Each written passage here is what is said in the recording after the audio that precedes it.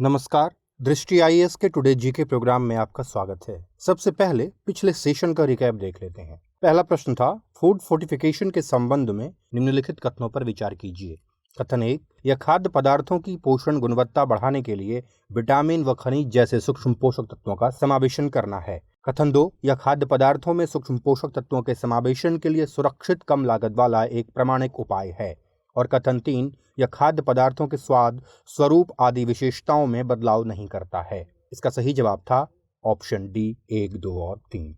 अगला प्रश्न था, अमोनियम नाइट्रेट के संदर्भ में निम्नलिखित कथनों पर विचार कीजिए। कथन 1, यह कृषि उर्वरकों का एक सामान्य रासायनिक घटक अथवा अवयव है। कथन 2, यह खनन कार्यों में प्रयोग होने वाले व्यावसायिक विस्फोटकों के निर्माण में प्रयुक्त मुख्य घटक अथवा अवयव है। इसका सही जवाब था ऑप्शन सी 1 और 2 दोनों। अगला प्रश्न था, कुतुब मीनार के संबंध में निम्नलिखित कथनों पर विचार कीजिए। कथन 1, यह राजपूत शासकों पर 13वीं शताब्दी में विजय के उपलक्ष्य में मुस्लिम शासकों द्वारा लाल बलुआ पत्थर से निर्मित 5 मंजिला 72.5 मीटर ऊंची मीनार है।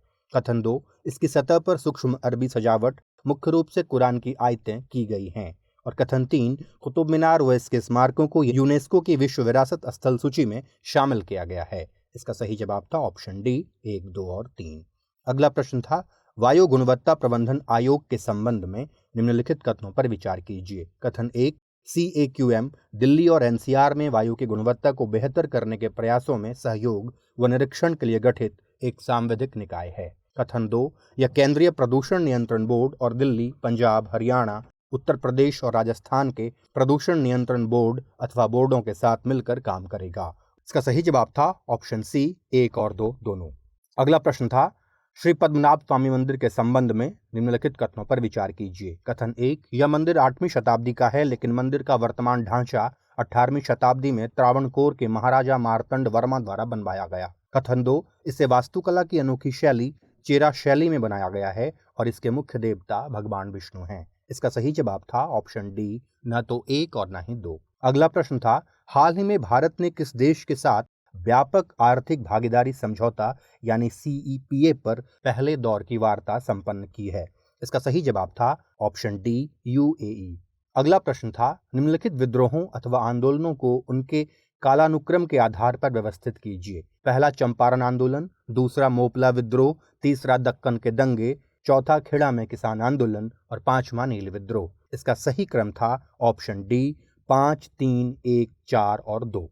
अगला प्रश्न था, PM केयर्स फंड के संदर्भ में निम्नलिखित कथनों पर विचार कीजिए। कथन 1, यह फंड एक सार्वजनिक चैरिटेबल ट्रस्ट है जिसके अध्यक्ष वित्त मंत्री होते हैं। कथन 2, इसके अन्य सदस्यों में केवल रक्षा मंत्री और गृह मंत्री शामिल होते हैं। और कथन 3, PM केयर्स फंड में योगदान कॉर्पोरेट सामाजिक उत्तरदायित्व व्यय के रूप में नहीं गिना जाता है। इसका सही जवाब था ऑप्शन डी उपयुक्त सभी।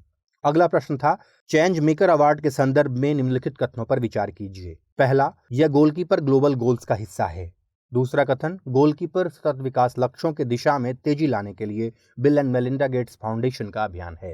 इसका सही जवाब था ऑप्शन सी 1 और 2 दोनों। अंतिम प्रश्न था, निम्नलिखित देशों के संदर्भ में विचार कीजिए। पहला गेबॉन, दूसरा नाइजर, तीसरा माली, चौथा चाड और पांचवा बेनिन। इसका सही जवाब था ऑप्शन सी केवल 2, 4 और 5। हमारे वीडियो अंग्रेजी में देखने के लिए फॉलो करें हमारा ही दूसरा YouTube चैनल दृष्टि IAS इंग्लिश। शुरुआत करते हैं आज के सेशन की और सबसे पहले देखते हैं अभ्यास प्रश्न। राष्ट्रीय स्वच्छ वायु कार्यक्रम के संदर्भ में निम्नलिखित कथनों पर विचार करें। कथन 1, समयबद्ध लक्ष्य के साथ वायु गुणवत्ता प्रबंधन के लिए राष्ट्रीय फ्रेमवर्क तैयार करने का देश में यह पहला प्रयास है। कथन 2, यह 2017 के आधार वर्ष के साथ 2024 तक PM10 और महीन कणों PM2.5 की सांद्रता को कम से कम 20 से 30% तक कम करने का प्रयास करता है। उपरोक्त कथनों में से कौन सा अथवा से सही है अथवा हैं? ऑप्शंस हैं A केवल 1, B केवल 2, C 1 और 2 दोनों और D न तो 1 और न ही 2। और इसका सही जवाब है ऑप्शन C 1 और 2 दोनों। बढ़ते वायु प्रदूषण के चलते विश्व स्वास्थ्य संगठन यानी WHO ने 2005 में अपनाए गए मानकों में परिवर्तन करते हुए वैश्विक वायु प्रदूषण के मानदंडों को कड़ा कर दिया है। सरकार द्वारा राष्ट्रीय स्वच्छ वायु कार्यक्रम की शुरुआत 122 शहरों में 2017 के आधार वर्ष के साथ 2024 तक PM10 और महीन कणों PM2.5 की सांद्रता को कम से कम 20 से 30% तक कम करने के उद्देश्य से की गई है। इसलिए कथन 2 सही है। ये 122 ऐसे शहर हैं जो राष्ट्रीय परिवेशी वायु गुणवत्ता मानकों को पूरा नहीं करते हैं। ये समयबद्ध लक्ष्य के साथ वायु गुणवत्ता प्रबंधन के लिए राष्ट्रीय फ्रेमवर्क तैयार करने का देश में पहला प्रयास है, इसलिए कथन 1 भी सही है। इस प्रकार इस प्रश्न का सही जवाब है ऑप्शन सी, 1 और 2 दोनों। अब शुरुआत करते हैं आज के सेशन की और देखते हैं पहला प्रश्न। सतत विकास लक्ष्यों के संबंध में निम्नलिखित कथनों पर विचार कीजिए। कथन 1, ये कानूनी रूप से बाध्यकारी हैं। कथन 2, ये विभिन्न देशों के अलग अलग लक्ष्य हैं। कथन 3, सतत विकास लक्ष्य निधि 2014 में संयुक्त राष्ट्र द्वारा बनाया गया एक अंतर्राष्ट्रीय मल्टी डॉलर और मल्टी एजेंसी विकास तंत्र है। उपयुक्त कथनों में से कौन सा अथवा से सही है अथवा है? ऑप्शंस हैं ए केवल 1 और 2, बी केवल 2 और 3, सी केवल 3 और डी 1, 2 और 3। और इसका सही जवाब है ऑप्शन सी, केवल 3। विश्व मौसम विज्ञान संगठन यानी WMO की एक रिपोर्ट के अनुसार कार्बन डाइऑक्साइड की बढ़ती मात्रा का प्रभाव सभी सतत विकास लक्ष्यों को प्रभावित करेगा। ये लक्ष्य कानूनी रूप से बाध्यकारी नहीं है, इसलिए कथन 1 गलत है। सभी देशों के लिए एक समान 17 सतत विकास लक्ष्य व 169 विशेष टारगेट निर्धारित किए गए हैं, इसलिए कथन 2 गलत है। सतत विकास लक्ष्य निधि 2014 में संयुक्त राष्ट्र द्वारा बनाया गया एक अंतर्राष्ट्रीय मल्टी डॉलर और मल्टी एजेंसी विकास तंत्र है, इसलिए कथन 3 सही है। इस प्रकार इस प्रश्न का सही जवाब है ऑप्शन सी, केवल 3। अगला प्रश्न है, निम्नलिखित कथनों पर विचार कीजिए। कथन 1, अंटार्कटिका के विपरीत आर्कटिक ग्लोबल कॉमन का हिस्सा नहीं है। कथन 2, विश्व मौसम विज्ञान संगठन यानी WMO के अनुसार आर्कटिक के ऊपर ओजोन छिद्र सबसे बड़े और गहरे ओजोन छिद्रों में से एक है। उपयुक्त कथनों में से कौन सा अथवा से सही है अथवा है? ऑप्शंस हैं ए केवल 1, बी केवल 2, सी 1 और 2 दोनों और डी न तो 1 और न ही 2। और इसका सही जवाब है ऑप्शन ए, केवल 1। सितंबर समुद्र में गर्मी की वजह से बर्फ पिघलने के मौसम का आखिरी महीना होने के साथ ही वह समय होता है जब आर्कटिक सागर में बर्फ न्यूनतम होती है और जब नॉर्दर्न हेमिस्फीयर ओशियन में समुद्री बर्फ साल में सबसे न्यूनतम स्तर पर पहुंच जाती है।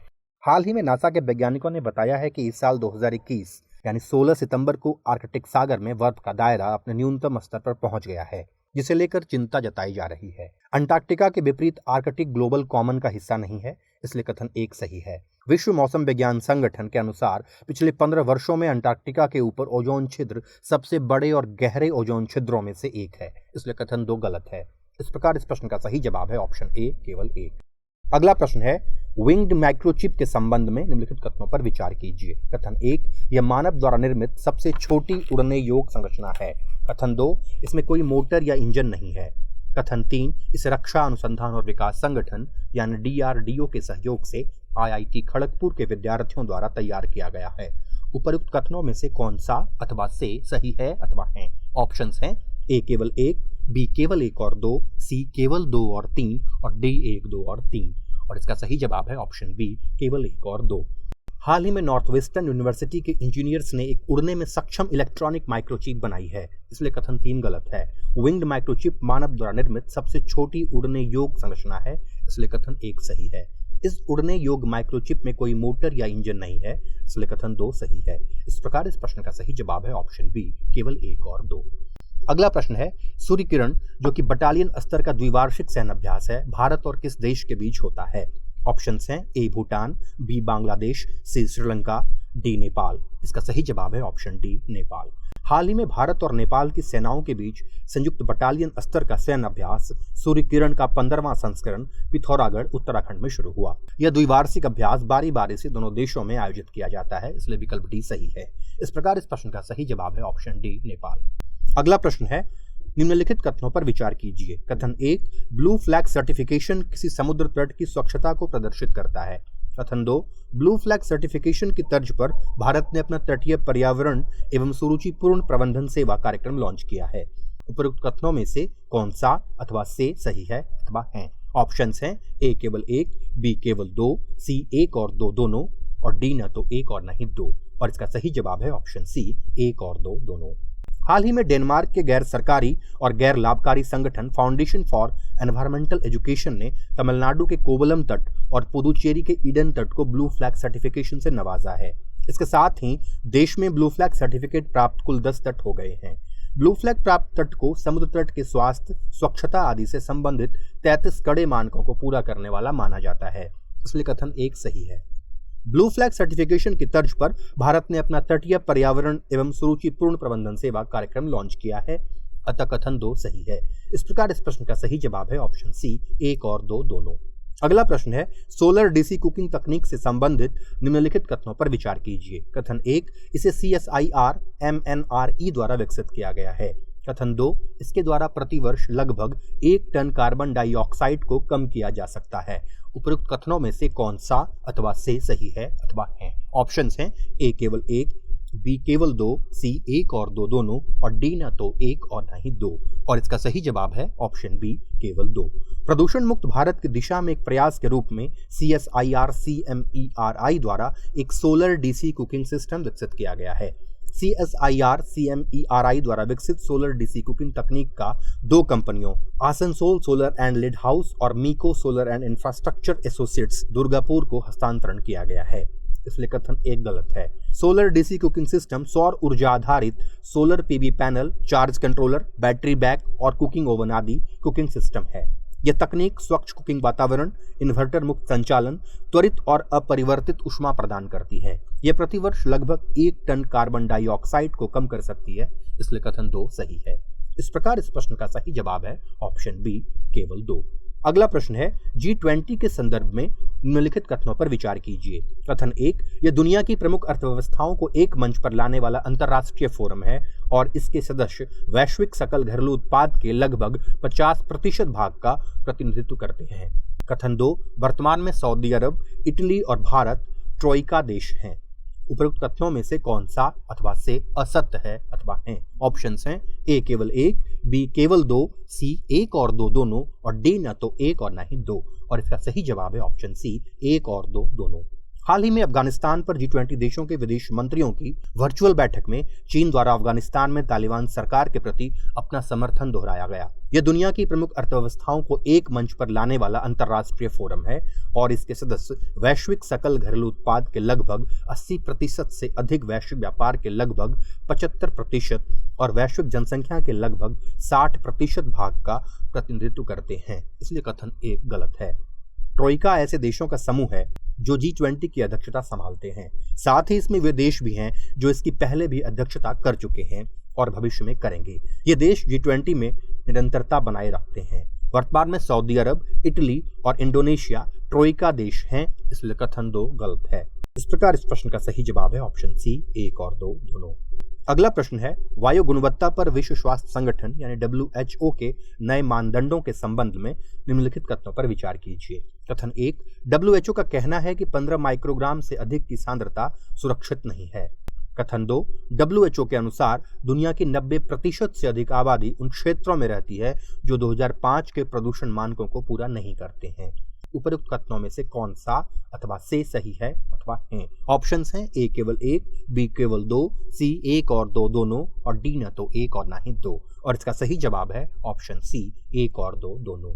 हाल ही में विश्व स्वास्थ्य संगठन ने वायु गुणवत्ता दिशा निर्देश जारी किए हैं, जिसमें प्रदूषकों के अनुशंसित स्तर को कम किया गया है जिन्हें मानव स्वास्थ्य के लिए सुरक्षित माना जा सकता है। पहले 24 घंटे की अवधि में 25 माइक्रोग्राम प्रति क्यूबिक मीटर की PM 2.5 सांद्रता को सुरक्षित माना जाता था, लेकिन WHO ने अब कहा है कि 15 माइक्रोग्राम से अधिक की सांद्रता सुरक्षित नहीं है, अतः कथन 1 सही है। इस नए वायु गुणवत्ता दिशा निर्देशों के हिसाब से लगभग पूरे भारत को वर्ष के अधिकांश समय के लिए प्रदूषित क्षेत्र माना जाएगा। विश्व स्वास्थ्य संगठन के अनुसार दुनिया की 90% से अधिक आबादी उन क्षेत्रों में रहती है जो 2005 के प्रदूषण मानकों को पूरा नहीं करते हैं, इसलिए कथन 2 सही है। इस प्रकार इस प्रश्न का सही जवाब है ऑप्शन सी 1 और 2 दोनों। अगला प्रश्न है भारत के किस राज्य के पावर स्टेशन को ब्लू प्लैनेट पुरस्कार से सम्मानित किया गया है? ऑप्शंस हैं ए तेलंगाना, बी सिक्किम, सी आंध्र प्रदेश और डी केरल। और इसका सही जवाब है ऑप्शन बी सिक्किम। हिमालयी राज्य सिक्किम में स्थित NHPC के 510 मेगावाट के तिस्ता 5 पावर स्टेशन को अंतर्राष्ट्रीय जल विद्युत संघ द्वारा प्रतिष्ठित ब्लू प्लैनेट पुरस्कार से सम्मानित किया गया है। यह लंदन स्थित एक गैर लाभकारी संगठन है जो 120 देशों में सक्रिय है। पावर स्टेशन का निर्माण, स्वामित्व और संचालन की जिम्मेदारी NHPC के पास है, इसलिए विकल्प बी सही है। इस प्रकार इस प्रश्न का सही जवाब है ऑप्शन बी सिक्किम। अंतिम प्रश्न है निम्नलिखित देशों के संदर्भ में विचार कीजिए। पहला बोत्सवाना, दूसरा तंजानिया, तीसरा इस्वातिनी और चौथा कांगो गणराज्य। उपरोक्त में से कौन से देश मोजाम्बिक के साथ सीमा साझा करते हैं? ऑप्शंस हैं ए केवल 1 और 2, बी केवल 1 और 3, सी केवल 2 और 3 और डी केवल 2 और 4। और इसका सही जवाब है ऑप्शन सी केवल 2 और 3। मोजाम्बिक में एक बहुराष्ट्रीय सैन्य बल ने संघर्ष प्रभावित उत्तरी प्रांत काबो डेलगाडो के माकोमिया में एक आतंकवादी अड्डे से 87 महिलाओं और बच्चों को बचाया है। मोजाम्बिक दक्षिण पूर्वी अफ्रीका में स्थित एक देश है जो पूर्व में हिंद महासागर, उत्तर में तंजानिया, उत्तर पश्चिम में मलावी और जाम्बिया, पश्चिम में जिम्बाब्वे और दक्षिण पश्चिम में इस्वातिनी यानी स्वाजिलैंड और दक्षिण अफ्रीका से घिरा है। इस प्रकार इस प्रश्न का सही जवाब है ऑप्शन सी केवल 2 और 3। अब बारी है आज के अभ्यास प्रश्न की। निम्नलिखित कथनों पर विचार कीजिए। कथन 1, इसका उपयोग मसालों, रंगों, दवाओं, कॉस्मेटिक और धार्मिक क्रियाकलापों में किया जाता है। कथन 2, भारत इसका प्रमुख उत्पादक और निर्यातक है। और कथन 3, इसके विकास के लिए उच्च वर्षा और 1500 मीटर की ऊंचाई की आवश्यकता होती है। उपरोक्त कथन सर्वाधिक उपयुक्त रूप से निम्नलिखित में से किस कृषि उत्पाद से संबंधित है? ऑप्शंस हैं ए केसर, बी हल्दी, सी तंबाकू और डी अखरोट। इसका उत्तर हमें कमेंट सेक्शन में जरूर भेजिएगा। अगले सेशन में नए प्रश्नों के साथ फिर मिलते हैं। शुक्रिया।